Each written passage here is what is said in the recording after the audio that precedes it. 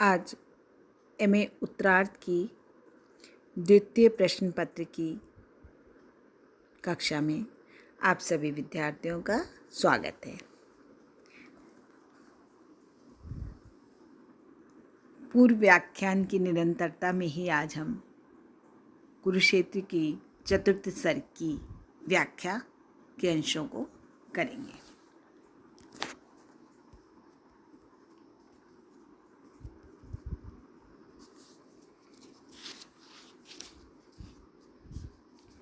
देखिए, नर की कीर्ति ध्वजा उस दिन कट गई देश में जड़ से, नारी ने सुर को टेरा जिस दिन निराश हो नर से। महासमर आरंभ देश में होना था उस दिन ही, उठा खड़क यह पंख रुधिर से धोना था उस दिन ही। निर्दोषा कुलवधू एक वस्त्रा को खींच महल से, दासी बना सभा में लाए दुष्ट धूत के छल से। और सभी के सम्मुख लज्जा वसन अभय हो खोले, बुद्धि विषण वीर भारत के किंतु नहीं कुछ बोले। देखिए बच्चों, प्रस्तुत अंश में भीष्म पितामह द्रौपदी के चीरहरण प्रसंग से संबंधित स्थिति और समाज की मन स्थिति का चित्र प्रस्तुत कर रहे हैं। देखिए, नर की कीर्ति ध्वजा उस दिन कट गई देश में जड़ से। वह कहते हैं कि उस चीरहरण प्रसंग के समय ना केवल मैं, क्योंकि स्वयं भी सभा में वो भी उपस्थित थे, तो अपने लिए भी कह रहे हैं कि ना केवल मैं और तुम अर्थात युधिष्ठिर, मैं और तुम ही पराजित नहीं हुए थे अर्थात मौन बने रहे थे, बल्कि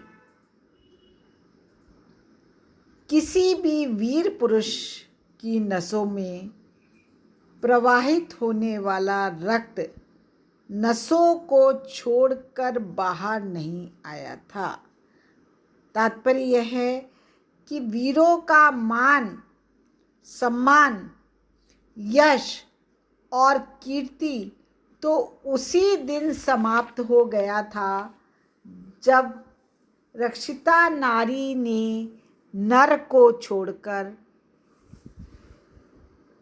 उसकी कायरता या विवशता को देखते हुए नारी ने सुर को टेरा, देवता को अपनी रक्षा के लिए पुकारा था। जिस दिन निराश हो नर से, जिस दिन मनुष्य से निराश होकर, नर से निराश होकर नारी ने अर्थात द्रौपदी ने सुर को अर्थात ईश्वर को, देवता को, भगवान को अपनी रक्षा के लिए पुकारा था। वस्तुतः यह महाभारत तो उसी दिन होना चाहिए था उस दिन ही, उठा खटक ये महासमर आरंभ देश में होना था उस दिन ही। भीष्म पितामह कहते हैं कि यह महाभारत तो उसी दिन होना चाहिए था, उस दिन ही तलवार लेकर अपने रक्त से उस पाप और अत्याचार के कलंक को धोने का प्रयास उसी दिन होना चाहिए था। आगे की पंक्तियों में देखिए, वो कहते हैं कि कितना निंदनीय व्यवहार उस दिन हुआ था, जब बिना किसी दोष के कुलवधू, पांडव वंश की वधू एक वस्त्रा, जो एक वस्त्रा की स्थिति में थी, अर्थात उस समय उन्होंने द्रौपदी ने एक साड़ी ही केवल धारण कर रखी थी। दुष्ट लोग उसे बालों से खींचकर महल में, सभा में सबके सम्मुख ले आए थे।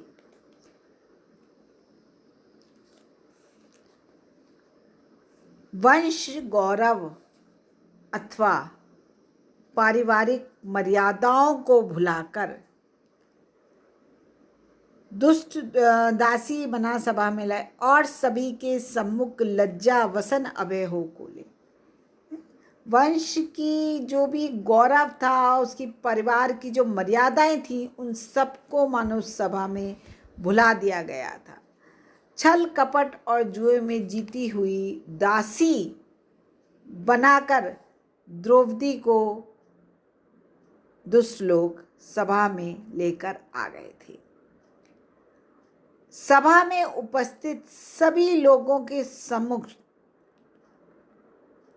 उसकी लज्जा का आवरण खोलने की कोशिश भी की गई। बुद्धिभीषण वीर भारत के किंतु कुछ नहीं बोले और उन दुष्टों की निर्भीकता और अमर्यादित व्यवहार को देखकर भी भारत के महावीरों की बुद्धि कुंठित हो गई और कोई भी उन दुष्टों को रोकने के लिए कुछ भी नहीं बोल सका। अर्थात भीष्म पितामह स्वयं के लिए भी कह रहे हैं, क्योंकि उस समय सभा में धृतराष्ट्र, विदुर, पितामह, कृपाचार्य, द्रोणाचार्य और सभी पांडव, कौरव सभी उपस्थित थे।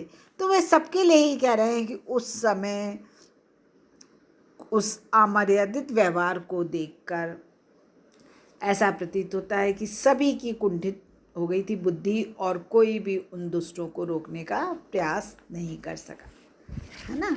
तो इसमें द्रौपदी के चीरहरण से संबंधित घटनाओं को याद करके पितामह ने जो भी अनुभव किया है उसी की अभिव्यक्ति बहुत ही मार्मिक शब्दों में यहाँ कवि ने किया है।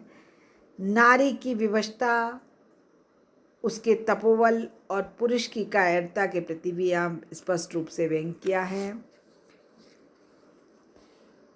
भाषा में बहुत ही यथार्थ का रंग है और शैली में प्रवाह है, उत्प्रेक्षा, अनुप्रास आदि सुंदर अलंकारों का इसमें प्रयोग हुआ है।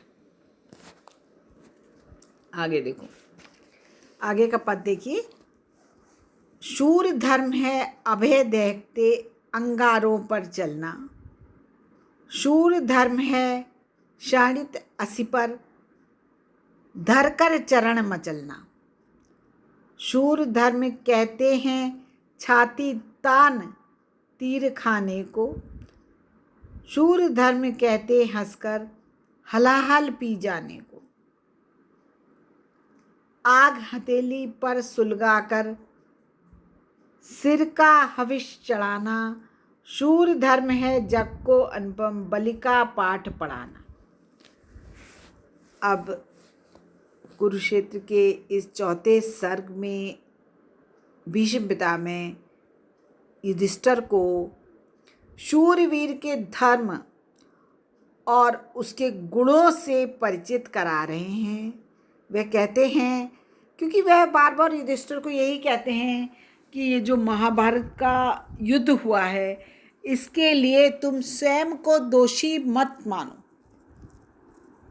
महाभारत का युद्ध तो उसी दिन होने आना चाहिए था जिस दिन भरी सभा में एक नारी का अपमान हुआ था, एक नारी के वस्त्रों का हरण किया था, उसे बालों से पकड़कर घसीटते हुए उस सभा में उसको अपमानित किया था। उसी दिन ये युद्ध हो जाना चाहिए था। इसलिए बार बार इस युद्ध के लिए तुम स्वयं को दोषी मत मानो। अब वह यहाँ पे युधिष्ठिर को शूरवीर धर्म के प्रति समझाते हुए कह रहे हैं। वे कहते हैं कि शूर धर्म वीर धर्म है ना। शूर धर्म है क्या है? जो लोग वीर होते हैं वह सदैव निर्भीक होकर जलते हुए अंगारों पर चलते हैं, अर्थात उन्हें कोई भी बाधा आगे बढ़ने से रोक नहीं पाती। शूर धर्म है शाणित असी पर धरकर चरण मचलना। और कहते हैं कि वह शूरवीर लोग रक्त से सनी हुई तलवार पर तीव्रता से अपने चरण धरते हुए मस्ती से आगे बढ़ते चले जाते हैं। शूर धर्म कहते हैं छाती तान तीर खाने को और शत्रु को कभी पीठ ना दिखाना, हंसते हुए वाणों के आघात को सहना और हंसते हुए विषपान कर लेना शूरवीरों का धर्म है। आग हथेली पर सुलगाकर शूरवीर दूसरों की रक्षा और अपने कल्याण के लिए बड़े से बड़े कष्ट को हंसते हुए सह जाते हैं। और जो लोग शूरवीर होते हैं वह अपने हाथों से अग्नि जलाते हुए अपने जीवन की आहुति दे देते हैं। शूर धर्म है जग को अनुपम बलि का पाठ पढ़ाना, और वह संसार को बलिदान का नया पाठ पढ़ाते हैं, अर्थात आत्म बलिदान का मार्ग प्रशस्त करते हुए दूसरों को उससे परिचित कराते हैं, है ना। तो इस अंश में कविवर दिनकर ने पितामह के माध्यम से शूरवीर धर्म की बहुत ही सुंदर व्याख्या प्रस्तुत की है। भाषा और शैली ओज और पौरुष का रंग लिए हुए हैं, आकर्षण रूप से यहाँ पे प्रस्तुत किया है। क्रांतिकारी मान्यताओं के पक्षधर दिनकर की धारणाएं शूर धर्म की अभिव्यक्ति के रूप में यहाँ पर प्रकट हुई हैं। धन्यवाद बच्चों, आज का व्याख्यान हम यहीं समाप्त करते हैं। अपने अगले व्याख्यान में मैं आपको आगे के अंशों की व्याख्या भी बताऊंगी। धन्यवाद।